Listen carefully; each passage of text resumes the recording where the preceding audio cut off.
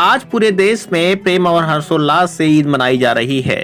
सुबह से ही बाजारों में रौनक दिखाई दे रही है, तो वहीं देश के अलग अलग मस्जिदों में लोगों ने ईद की नमाज अदा की है और अपनों के लिए ऊपर वाले से अमन चैन की दुआ मांगी है। आपको बता दें कि पूरे एक महीने के कठिन रोजे के बाद ईद का त्योहार आता है। इस दिन लोगों के घरों में सेवई बनती है, इसलिए इस पर्व को मीठी ईद भी कहा जाता है। इस पर्व की तैयारी तकरीबन 2-3 दिन पहले से ही लोग शुरू कर देते हैं। 2-3 दिन से लगातार जो है कपड़े की खरीदारी चल रही थी और बाकी आपकी सेवई हुई तो सब भारी मात्रा में अकरोलिया मार्केट में लगा हुआ था। बाकी यहाँ छोटी मार्केट है, यहाँ पे कपड़े उपड़े जो है यही सब खरीद करके जो है अपना लोग ईद की तैयारी करते हैं। ईद की तैयारी में आप लोग ईद में करते क्या हैं?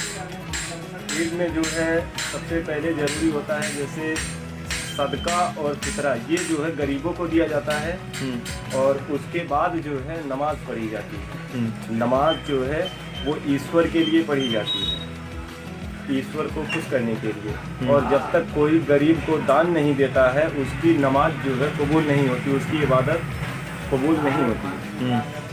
और उसके बाद जो है लोग एक दूसरे को जो है गले मिलते हैं, चाहे वो आपका दुश्मन ही क्यों ना हो, उस दिन जो है उससे लोग गले मिलते हैं और लोग एक दूसरे के घर जा करके मीठी सेवइयाँ खाते हैं। बता दें कि परंपरा अनुसार ईद उल फितर का पर्व सव्वाल की पहली तारीख को मनाया जाता है, जो कि रमजान के महीने के खत्म होने पर शुरू होता है। सव्वाल का चांद दिखने पर ही ईद की तारीख तय होती है।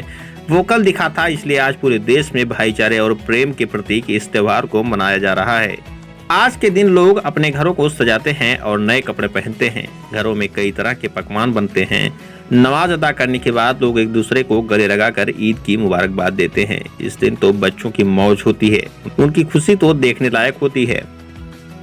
यह त्योहार आपसी प्रेम, भाईचारे और एकता का मानक है, जो कि लोगों के चेहरे पर मुस्कान लेकर आता है। आपको बता दें कि दरअसल इस्लाम में रमजान को सबसे पवित्र महीना माना गया है, क्योंकि ऐसा कहा जाता है कि इसमें लोग संयमित रहकर ऊपर वाले से सीधे साक्षात्कार करते हैं। इस पूरे महीने में सभी मुसलमान रोजे रखते हैं। कहते हैं कि 610 ईस्वी में पैगंबर मोहम्मद साहब लैलत उल कद्र के मौके पर सभी पवित्र ग्रंथ कुरान शरीक इसी महीने में नाजिल हुई थी, इसीलिए इसे पाक महीना कहा जाता है। इस महीने के ही अंतिम दिन ईद मनाई जाती है।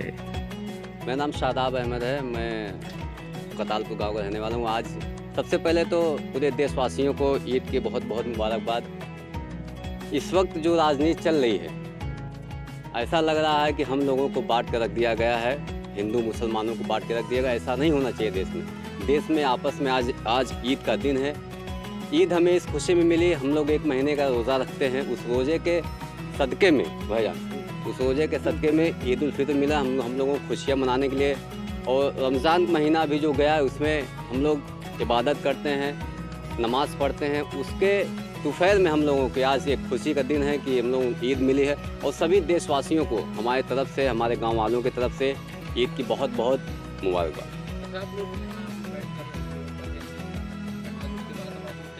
हम लोग जाएंगे, नमाज़ पढ़े हैं अपने देश के लिए, अपने गांव के लिए, अपने सभी देशवासियों के लिए दुआ मांगे हैं कि हमारे देश में अमन चैन बना रहे।